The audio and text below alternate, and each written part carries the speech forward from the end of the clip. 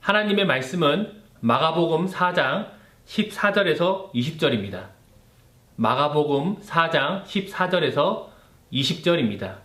제가 읽겠습니다. 뿌리는 자는 말씀을 뿌리는 것이라.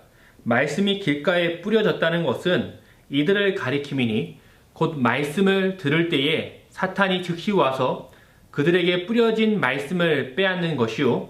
또 이와 같이 돌밭에 뿌려졌다는 것은 이들을 가리킴이니 곧 말씀을 들을 때에 즉시 기쁨으로 받으나 그 속에 뿌리가 없어 잠깐 견디다가 말씀으로 인하여 환난이나 박해가 일어나는 때에는 곧 넘어지는 자요.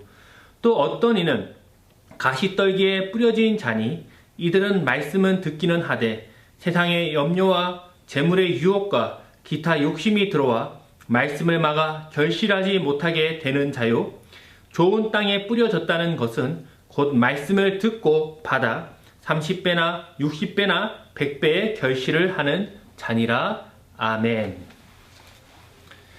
이 비유라는 것은 말하는 당사자가 풀어주는 게 가장 확실하죠.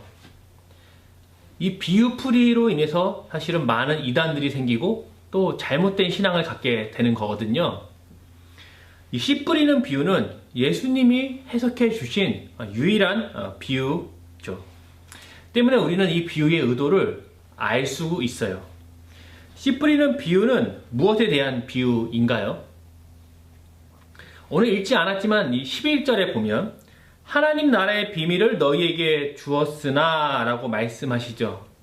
그러니까 이 비유의 내용이 뭐냐, 이 비유의 어떤 관점이 뭐냐 했을 때 하나님 나라, 하나님의 왕 대심, 왕이 되시기 위해 돌아오신다는 내용이라는 것이죠. 이것에 기초하여 이 씨 뿌리는 비유를 이해해야 한다는 것이죠. 그럼 그 씨는 뭔가요?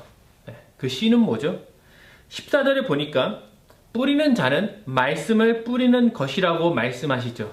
즉 씨가 말씀이라는 거예요. 근데 여기서 또 생각한 것은 말씀이라고 하면은 다 하나님 말씀이라고 하는데 굉장히 추상적이죠. 그러면 그 말씀의 내용이 무엇이죠? 오늘 본문에서 보면 지금 씨를 뿌리는 자는 예수님이시고 예수님이 뿌리는 씨, 말씀은 하나님 나라에 대한 내용임을 알 수 있죠. 왜냐하면 이 비유 자체가 하나님 나라를 설명하기 위한 하나님 나라를 내용으로 하고 있는 것임을 알고 있기 때문이죠. 예수님은 지금 하나님 나라 비유를 설명하신 이유, 이것을 하나님 나라를 굳이 숨겨서 비유로 설명하신 이유가 무엇일까요? 11절과 12절에 보면 밖에 있는 자, 그러니까 외인에게 숨긴다고 말씀하시죠. 3장 31절을 보면 예수님의 혈육들이 밖에 서 있는 것처럼 이 외인들에게 숨기기 위해서라고 말씀하시죠. 그러니까 하나님의 나라, 하나님의 통치는요, 사실 개인의 마음에 임하는 것도 아니에요. 그리고 저 하늘 어딘가에 임하는 것도 아니죠. 이 땅에 임하는 실제적인 나라, 그러니까 지금 언어로 표현하자면 그러니까 새로운 정부가 들어서는 것이죠. 한 나라가 세워진다는 것은 한 나라의 몰락을 의미하거든요. 우리가 대한민국을 부강하게 하기 위해서 필요한 구원자를 생각할 때에 어떤 종교인을 생각하지 않죠.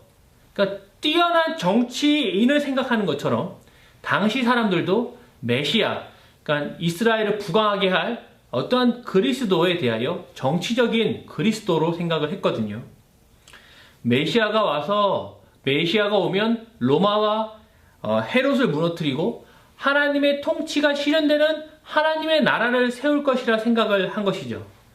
때문에 이 하나님 나라의 이 복음은 그 지배국을 위협하는 굉장히 그 반정부적인 또 반역적인 메시지가 될 수 있는 거예요.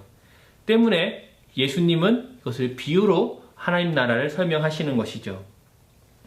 이 하나님 나라의 관점으로 오늘 비유를 볼 때 이 비유의 핵심은요, 씨의 내용에 있다든지 또 땅의 상태에 있지는 않아요. 그러면 이 비유의 핵심은 어디에 있느냐? 듣는 것에 있어요. 듣는 거에 있다는 것이죠. 주님은 이 씨 뿌리는 비유를 시작하시면서 이 3절에 보면은 들으라는 말씀으로 시작을 하시고 비유를 마치는 11절에 들으라로 비유를 마치시거든요. 그러니까 이 들으라는 명령이 시작과 끝을 포장함으로써 이 비유의 핵심이 어디에 있다? 듣는 것에 있다는 것을 보여주는 것이죠. 뿐만 아니라 이 비유를 해석해 주시는 오늘 본문에 보면 14절에 이렇게 얘기하죠. 말씀을 들을 때에, 16절에 말씀을 들을 때에, 18절에 말씀을 듣기는 하되, 20절에 말씀을 듣고 라고 하심으로써 이 씨 뿌리는 비유의 핵심이 어디에 있다? 듣는 것에 있다는 것을 말씀하시는 것이죠. 듣는다는 것은 단순하게 얘기를 듣는 것만을 의미하진 않아요. 행위를 포함하는 것이죠. 예를 들어서 우리 집 강아지는 말을 잘 듣는다 라고 했을 때 우리 집 강아지가 얘기를 잘 듣는 게 아니라 뭘 하는 것이죠? 행동을 주인의 의도에 따라 한다는 것을 포함하는 것이죠. 이 하나님 나라의 복음이요, 이게 씨 뿌려지는 것처럼 사실은 모든 땅에 뿌려지는 거예요. 이것은 이제 당시의 농법인데, 우리나라로 치면 이 조선시대에 이 농법이 있었거든요. 조선시대에 이 300년 전만 해도 이 씨를 이렇게 뿌리는 직파법이 있었고, 또 하나는 모판에서 모를 심어갖고 이렇게 옮겨 심는 이양법이 있었어요. 그런데 이 이양법을 하려면 물이 많아야 돼요. 물이 없으면 이렇게 할 수 없거든요. 직파법을 했죠. 뿌리는 것으로. 물이 없으면.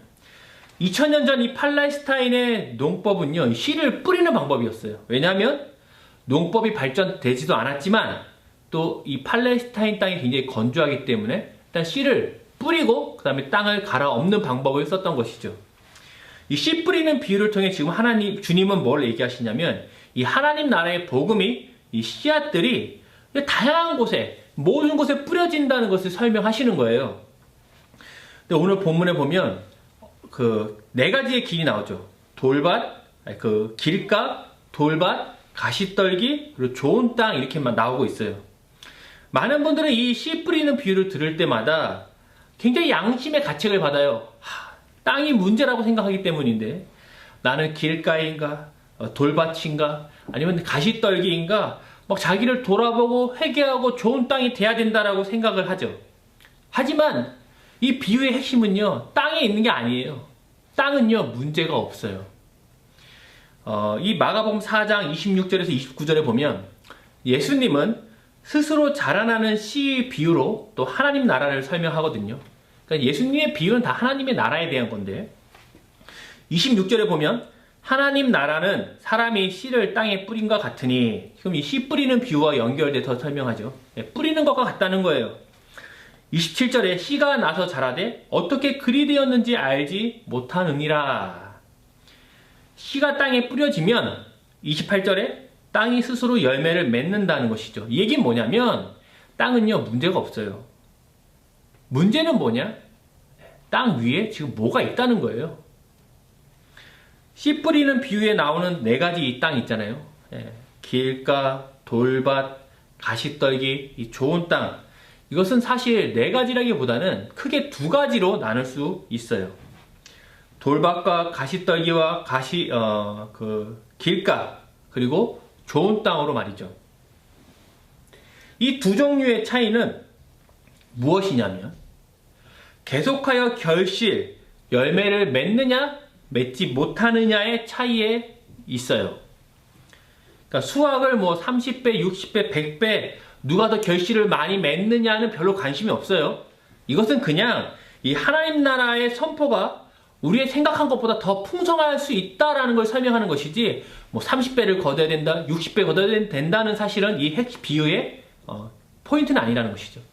결실을 맺는 땅이냐, 결실을 맺지 못하는 땅이냐의 핵심이 있다는 것이죠. 그래서 예수님의 비유 설명을 볼 때 이 두 종류의 땅에 쓰인 이 두 가지 동사에 집중을 해야 해요. 이 두 가지 종류의 땅, 결실을 맺지 못하는 땅과 결실을 맺는 땅에 사용된 두 가지 동사에 오늘 비유의 풀이가 있다는 것이죠.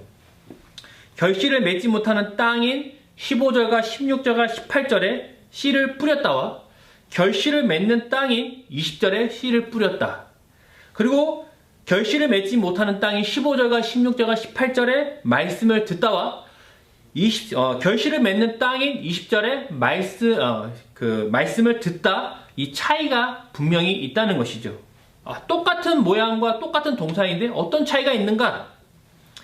이 헬라어 동사는요, 우리처럼 현재, 미래, 과거로 시제를 담아내기도 하지만 동시에 진행과 발생과 완료라는 행동도 담고 있거든요.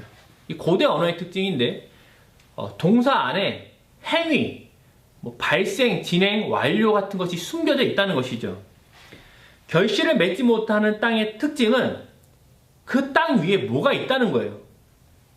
포장된 길이라든지 돌이 많다든지 가시떨기가 있다는 것이 바로 결실하지 못하는 땅의 특징인데요. 예수님은요, 이 돌밭, 그 길가, 가시떨기 땅 위에도 이 하나님의 나라의 씨를 계속 뿌리세요. 15절과 16절과 18절에 씨 뿌리다는요, 한번 단회적인 행동이 아니에요. 진행하고 반복하고 계속되는 행동을 말씀하시죠. 그러니까 지금 주님은 하나님 나라의 씨앗을 한 번 뿌리고 마는 것이 아니라 계속 뿌린다는 것이죠. 언제까지? 결실이 있을 때까지 뿌리신다는 것이죠.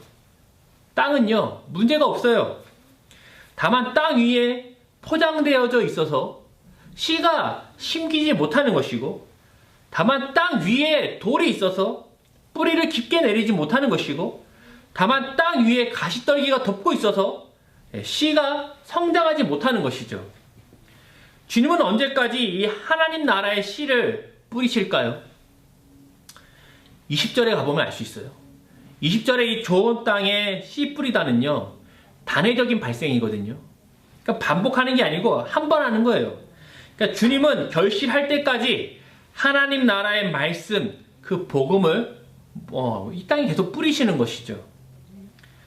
땅 위에 포장된 것, 또 돌, 가시떨기는요, 결실을 맺는 것을 방해해요.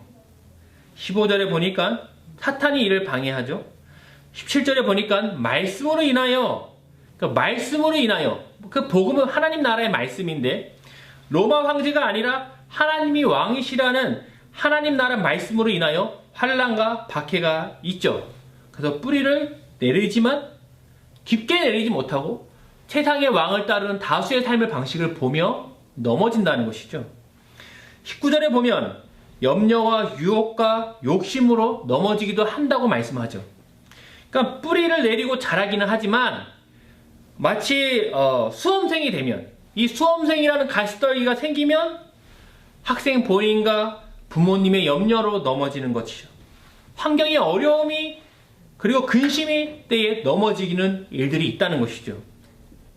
사람들은 이 뿌려진 씨, 하나님 나라의 복음을 듣고 믿음의 길을 다 걷지만 땅 위에 포장된 것, 땅 위에 돌, 땅 위에 가시떨기라는 어떠한 환경 때문에 결실하지 못한다는 것이죠. 말씀이 심겨지죠. 주님은 계속 뿌리세요. 반드시 뿌리를 내리고 자라지만 결실을 못한다는 것이죠. 이것은 그들이 나쁜 땅이라서가 아니라, 그들은 정말 문제가 있어서 그런 것이 아니라 모든 그리스도인이 경험하는 현실이라는 것이죠. 좋은 땅이라는 것은요, 그 위에 아무것도 없는 땅이 아니에요.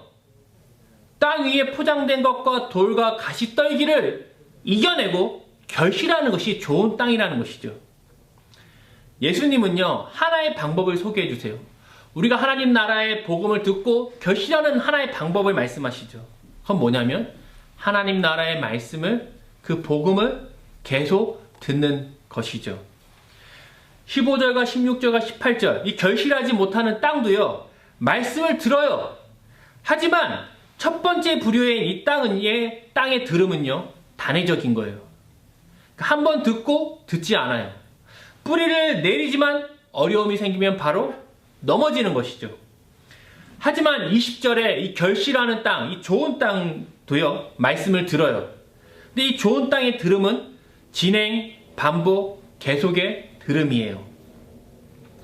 어떤 분은 이렇게 얘기하시죠. 아, 주님은 왜 내 땅 위에 포장된 것을 놓으시고 돌을 놓으시고 가시떨기를 두셨냐? 처음부터 깨끗하고 아무것도 없는 땅을 만드셔서 그게 뿌리시면 좋은 열매를 거둬 주님께 영광을 돌리지 않겠냐라고 말이죠.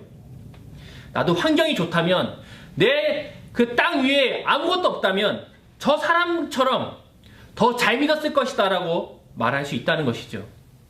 하지만요, 아무것도 없는 땅으로 시작하는 그리스도인은요, 없어요. 땅에 뿌려진 하나님 나라의 말씀으로 싹이 나지만 그 위에는 뭐가 있냐면, 뿌리를 내고 싹이 나지만 그 위에는 항상 포장된 것이 있고 돌이 있고 가시떨기가 있다는 것이죠. 주님은 우리가 결실할 때까지 씨를 계속 뿌리시죠. 어떤 권사님이나 어떤 믿음 좋은 집사님들을 보면 좋은 땅에서 정말 자라나갖고 순탄하게 결실하는 나무와 같지만 그 나무의 밑둥을 보면 수많은 포장된 것과 돌과 가시떨기로 쌓여 있는 것을 보게 되는 것이죠. 그것을 뚫고 성장하여 결실을 맺는 것이 좋은 땅의 특징이라는 것이죠.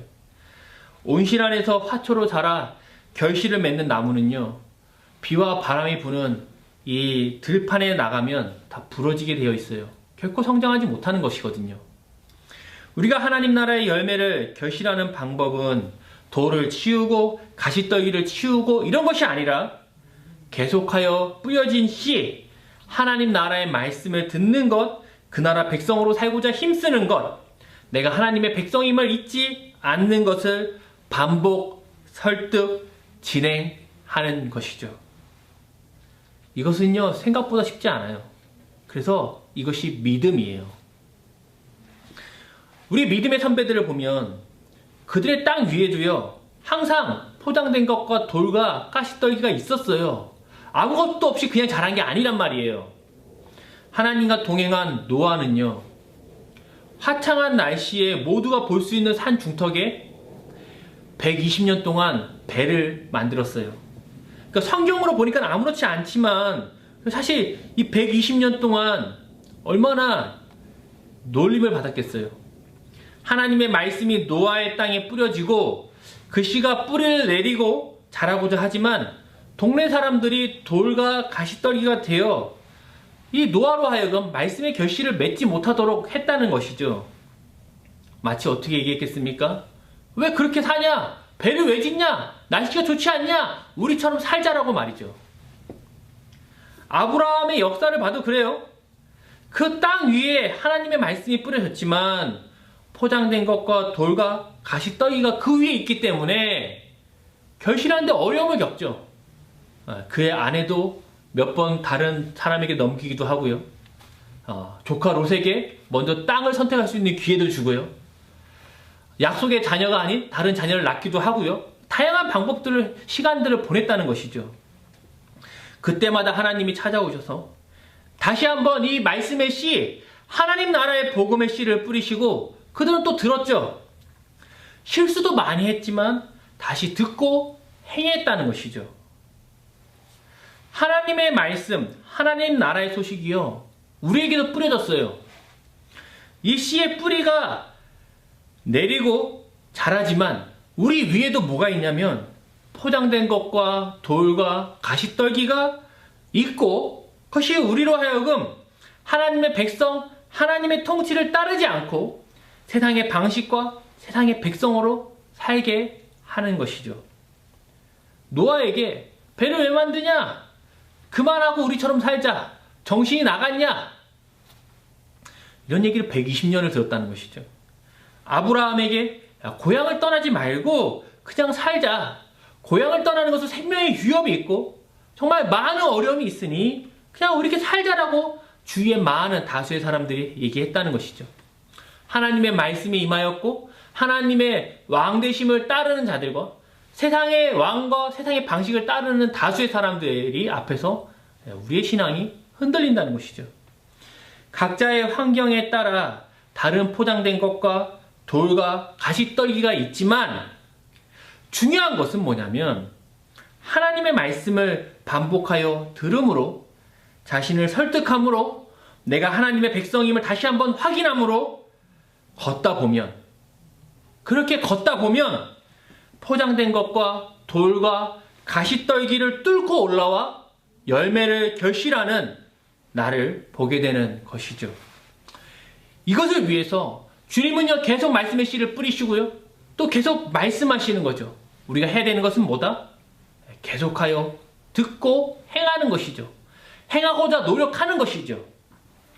그렇게 하루하루 걷는 것이 하나님과 동행하는 것이고 바로 믿음의 길이라는 것이죠. 하나님과 동행했다고 설명되는 에녹이나 이 노아는요, 그냥 걸은 게 아니에요. 이 동행하다라는 동사 자체가 자기가 자기를 걷게 하다라는 뜻이거든요. 자신이 자신을 걷게 하다. 자신이 자신을 걷게 하기 위해 뭘 해야 되냐면 설득해야 돼요. 자기를 굴복시켜야 갈 수 있는 거죠. 하나님의 왕 되심, 주인 되심의 나라가 예수님을 통해 이루어졌어요. 하나님의 말씀을 듣고 행함으로 결실을 맺는 우리가 될 수 있는 것이죠. 말씀을 듣고 쓰고 암송하고 읽고 함으로써 우리 위에 포장되어 있는 것, 또 돌, 가시떨기를 뚫고 성장하여 열매를 맺게 되는 것이죠. 함께 하나님 나라 백성으로 열매를 맺는 우리가 되기를 바라요. 우리의 목적은, 우리의 부르심은 나 하나 배부르고 별일 없이 잘 사는 것이 아니라 우리가 받은 이 하나님 나라의 복음, 하나님의 통치에 임함, 하나님의 왕되심을 우리를 통해 이 땅에 완성하고 확장하는 것에 있기 때문이죠. 하나님은 오늘도 우리에게 말씀의 씨를 뿌리시죠. 우리에게 오늘도 말씀하시죠. 우리는 그 일을 들음으로 순종하고자 힘쓰므로 많은 결실을 맺게 될 것이 분명합니다. 이 믿음의 길을 한 걸음씩 걷다 보면 하나님과 동행하고 있는 나를 발견하게 되고 하나님의 말씀이 우리 안에 실행되어 있는 것들을 발견하게 될 것이 분명합니다. 같이 기도하겠습니다.